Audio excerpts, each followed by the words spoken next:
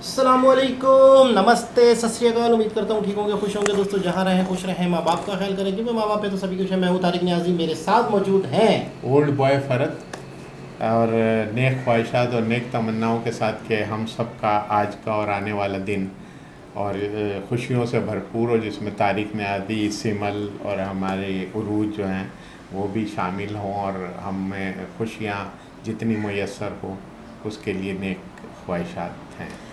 तो सिमल सिमल जो है ज़रा ये कुछ थोड़ा सा अपना कोई एक प्रॉब्लम था फैमिली का, जिसकी वजह से नहीं आई, लेकिन आज वो पूरे यानी जोश और जज्बे के साथ क्यों नहीं, जो बिल्कुल है मैं अपने व्यूवर्स के लिए आज हाजिर हुई हूँ। हेलो माय यूट्यूब फैमिली, कैसे हैं आप लोग? उम्मीद करती हूँ खैरियत से होंगे, जहाँ होंगे खुश होंगे और जहाँ कहीं भी हैं जल्दी से आए। हमारे चैनल को लाइक कमेंट सब्सक्राइब करना नहीं भूलिएगा। बेल के आइकन को ज़रूर प्रेस कीजिएगा ताकि न्यू आने वाली वीडियोस आप तक आती रहे। तो भाईजान जो शिकायत कर रहे थे कि दो ओल्ड हाँ लोग मेरी सिमल को लेके जी कहीं जी चले हाँ, तो भाई ऐसा आ कोई चुकी मतलब हैं। नहीं है। ये जो है हमारी टीम का हिस्सा है और हमेशा रहेंगी। पूरी कोशिश रहेगी। कोई बहरहाल ज़िंदगी में ये उतार चढ़ाव तो होता रहता है, लेकिन ये कि नहीं, वो कह अच्छे रहे हैं आप लोग लोग पता नहीं कहाँ लेके हाँ चले नहीं, गए। वो तो खैर बहरहाल बहुत से व्यूवर हैं और बहुत से अपनी नाराज़गी का इज़हार करते हैं। भाई यही चीज़ है, हर एक आदमी किसी से खुश नहीं होता है। हम ज़ाहिर है हम परफेक्ट नहीं हैं और कोई भी परफेक्ट नहीं होता है।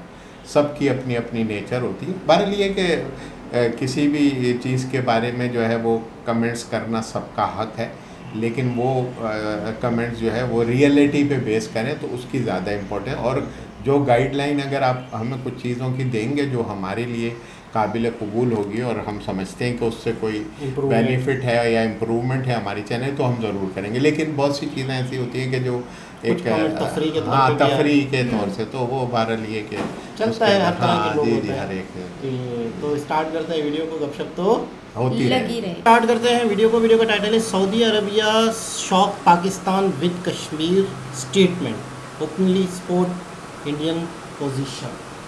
स्टार्ट करते हैं वीडियो को। Saudi Arabia shock.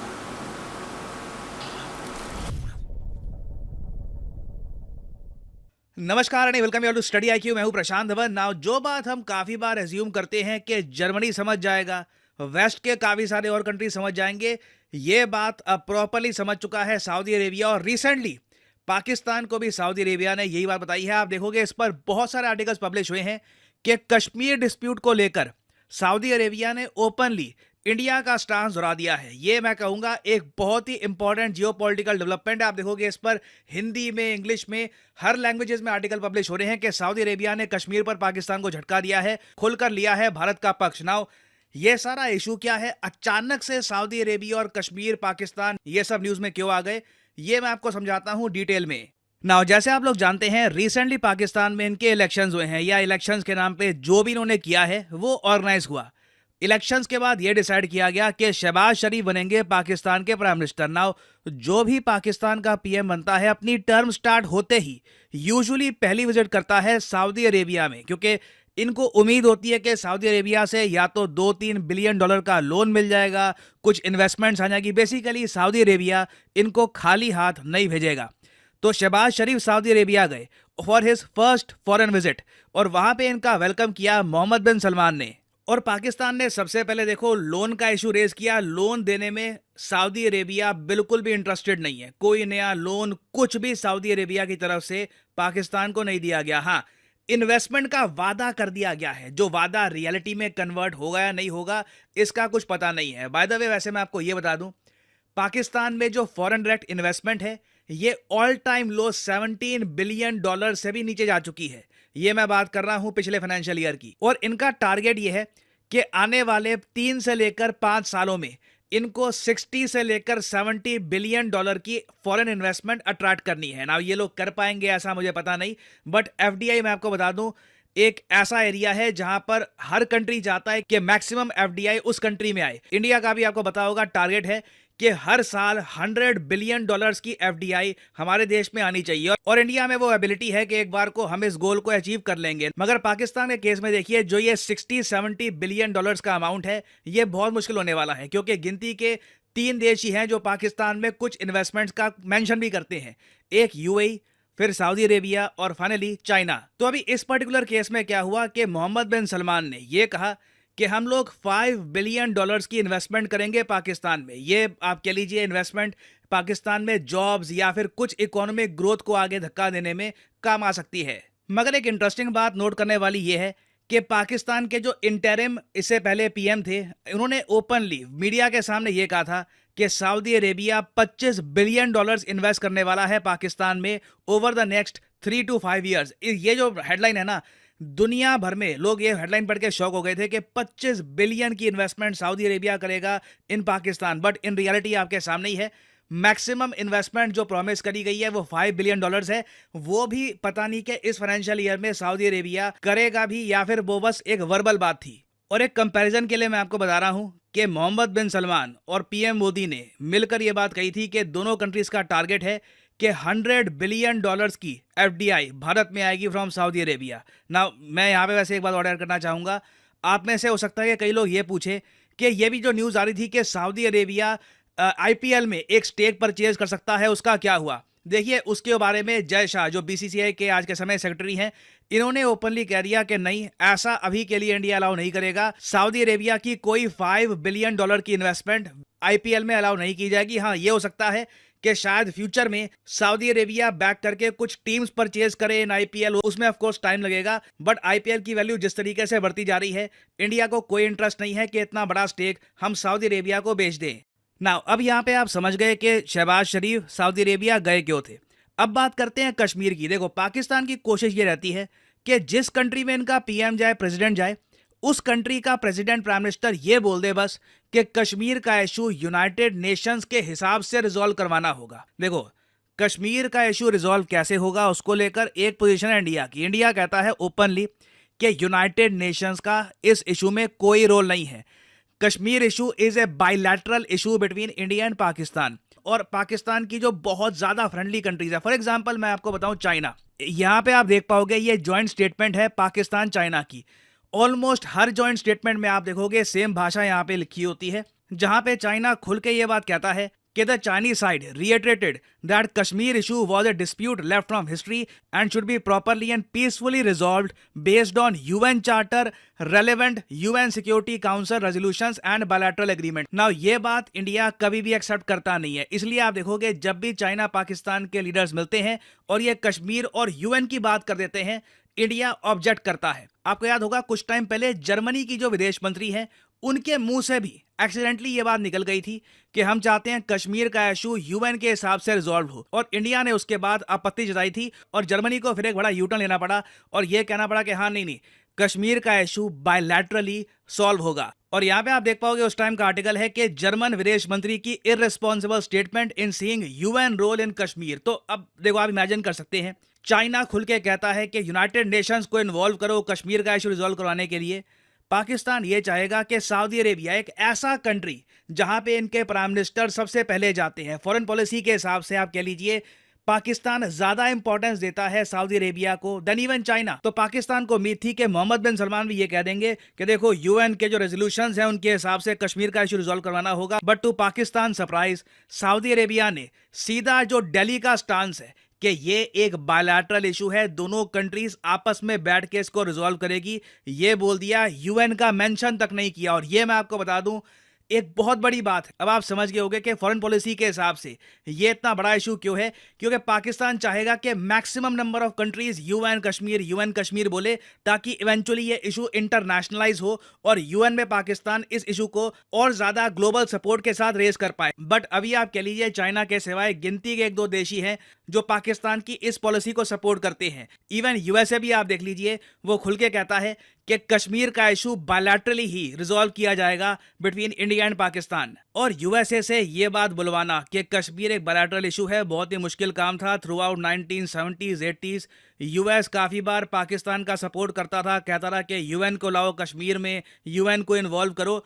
तो जो ये बायलैटरल इशू है, ये बात जो यूएसए कहता है ना, अभी आप कह लीजिए इंडिया के लिए एक डिफाइनिंग मोमेंट थी। यूएसए के बाद से ही हमने देखा है कि धीरे धीरे फिर सऊदी अरेबिया, यूएई, एक एक करके कई इंपॉर्टेंट कंट्रीज अब खुल के कहते हैं कि देखो कश्मीर यूएन में तो नहीं जाएगा, बायलैटरली इंडिया पाकिस्तान ही रिजॉल्व करेंगे। हाँ, बीच में मैं कहूँगा जब डोनाल्ड ट्रंप का टाइम आया था तो ट्रम्प ऑब्वियसली सुनते नहीं है, जो इनको ब्रीफ्स दी जाती है, जो इनको इंस्ट्रक्शंस दिए जाते हैं, ज़्यादातर उसको इग्नोर कर देते हैं। तो आपको याद होगा ट्रम्प ने एक बार इमरान खान के साथ बैठकर ये कह दिया था कि मैं हेल्प करने को तैयार हूँ, मैं इंटरवेंशन करूँगा कश्मीर इशू में।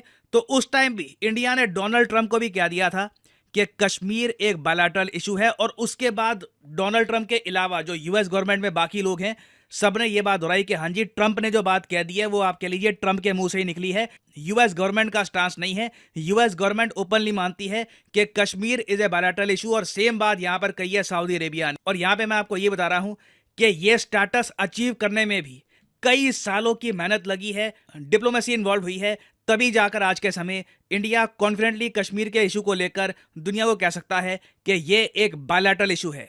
और फाइनली यहाँ पे मैं आपसे एक सवाल ही पूछूंगा जिसका आंसर आप सब लोग करोगे कमेंट सेक्शन में, कि हाल ही में इनमें से किस देश ने पहली बार, इतिहास में पहली बार पार्लियामेंट्री इलेक्शंस करवाए हैं। अब ये जो ऑप्शंस आप देखोगे, आप देखकर खुद ही सोचोगे, वेट, पार्लियामेंट्री इलेक्शंस पहली बार, और वो भी इन कंट्रीज में? जी हाँ, ये हुआ है, वर्ल्ड न्यूज़ बनी है। बताइए सही आंसर क्या है? कुवैत, कतर, सऊदी अरेबिया या ओमान? पहली बार पार्लियामेंट्री इलेक्शंस अंडर शेख अमीर मिसाल किस कंट्री में हुए हैं? लिखिएगा इसके बारे में कमेंट सेक्शन में। जो लोग सही आंसर देंगे उनकी कमेंट को मैं हार्ट दे दूंगा ताकि बाकी लोग समझ पाएं कि सही उत्तर क्या है। और फाइनली यहाँ पर जी जनाब, ये थे मामलात सऊदीया के, चाइना के, इंडिया के, पाकिस्तान के। अच्छा, सबसे पहले तो मैं ये कहूँगा कि मतलब जो हमारा मामलात पढ़ाए जाते थे, जैसे हमारी फ़लाने कंट्री से अच्छी दोस्ती है, हमारे फ़लाने कंट्री से अच्छे ताल्लुकात हैं, तो अब वक्त के साथ साथ इंटरनेशनल रिलेशन बदल रहे हैं। वक्त के साथ साथ इंटरनेशनल रिलेशन में तब्दीलियाँ आ रही हैं। अब वक्त के साथ साथ ये देखा जा रहा है कि कौन सा कंट्री की वैल्यू क्या है, किस कंट्री की इनपुट क्या है इस दुनिया में, किस कंट्री का लेन देन क्या है इस दुनिया में, उस बेस पे दूसरा कंट्री से ताल्लुकात रखना है। अब ये चीज़ ख़त्म हो गई है कि यार वो भी मुसलमान हैं, हम भी मुसलमान हैं, चाहे वो गलत है सही है हम उसके साथ हैं, वो सही है गलत है हम उसके साथ हैं। अब वो चीज़ नहीं है कि मज़हबी बेस पे, या मतलब है कि इस्लामिक कंट्री होने की वजह से कोई हमारे साथ है, हम उसके साथ है, वो उसके साथ है। अब टोटली मफादात की जंग है, और टोटली एक दूसरे से गिव एंड टेक की जंग है। तो जब देखा जा रहा है कि यार दुनिया में एक कंट्री की वो वैल्यू नहीं है, या उस तरीके से उसने डिलीवर नहीं किया दुनिया को, तो अब यूँ समझ लें कि वो पुराने ताल्लुकात में भी फ़र्क आता जा रहा है, और ये हमें साफ वीडियो से दिख रहा है। क्या कहना चाहते हैं?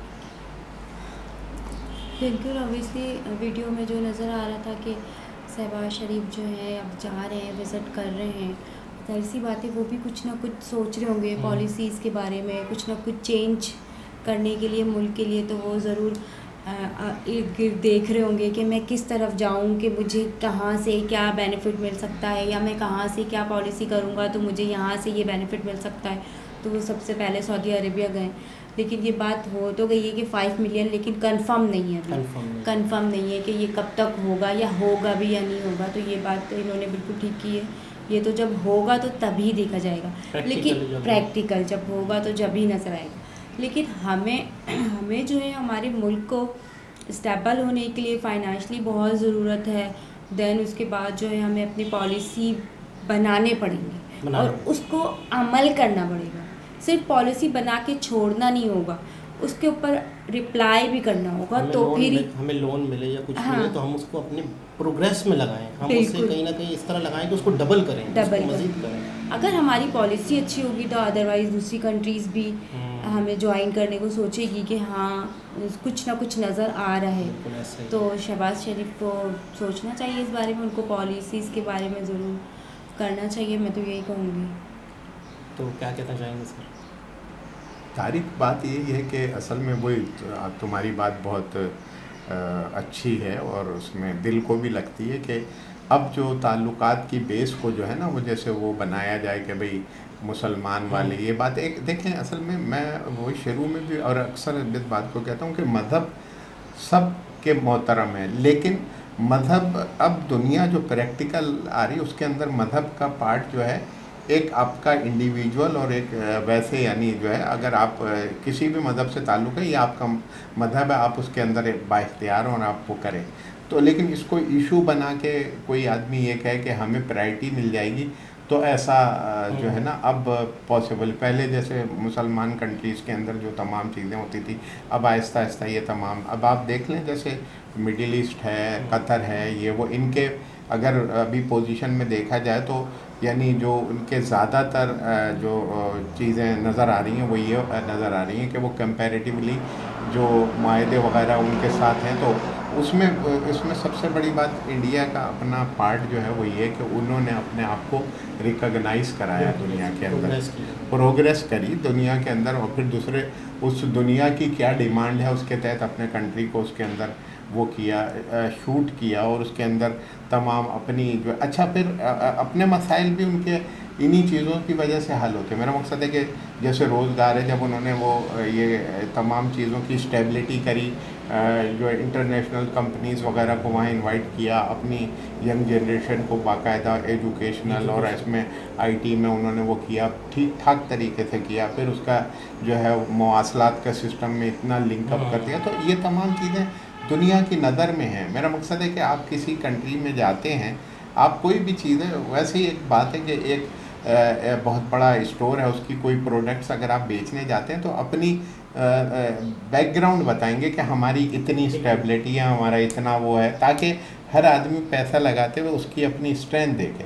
अब स्ट्रेंथ जब कमज़ोर हो जाती है तो फिर उसके बाद अब हर वक्त पैसे मांगने का वो जैसे जिक्र हो रहा है कि वही वाली बात है, तो एक वक्त होता है, आप सगा भाई भी है, उससे आप जो है वो घर में बैठे हुए कोई काम वाम नहीं कर रहे हैं और बार बार भाई थोड़ा काम करता है उससे मांग रहे हैं, कुछ दिनों बाद वो भाई भी करता है, वो नहीं वो भी एक वक्त आएगा, एक वक्त। तो ये कि ये स्टेबिलिटी आपको बनाना पड़ेगी अगर आपको अपनी नेशन को और अपने कंट्री को किसी दुनिया में जो है वो करना दिखाना है, तो उसमें आपको अपनी जो है आउटपुट देना होगी, जिसकी वजह से लोग कहें कि ऐसे ज़बानी कलामी जो है ना वो बातों से, और हर दफ़ा ये कहो कि भाई मुझे पैसे दे दें, हम अगली दफ़ा ऐसा कर देंगे है, तो यार वही वाली बात है कि अगली दफ़ा आनी नहीं। हाँ, तो फिर वो जैसे एक दुकान पे लिखा होता है ना कि हाँ, आज नगद कल उधार, जी जी, वो कल आता ही नहीं, कल आता ही नहीं। तो ये है कि और जैसे कश्मीर वाला मामला है तो इसमें भी मतलब है कि अब वो दुनिया के जो मामला थे वो अब वो नहीं रहे, और मुझे ऐसा लगता है कि हमारी जो भी गवर्नमेंट आती है वो कश्मीर के इशू को थोड़ा सा इसलिए भी हवा देती है, मुझे ऐसा लगता है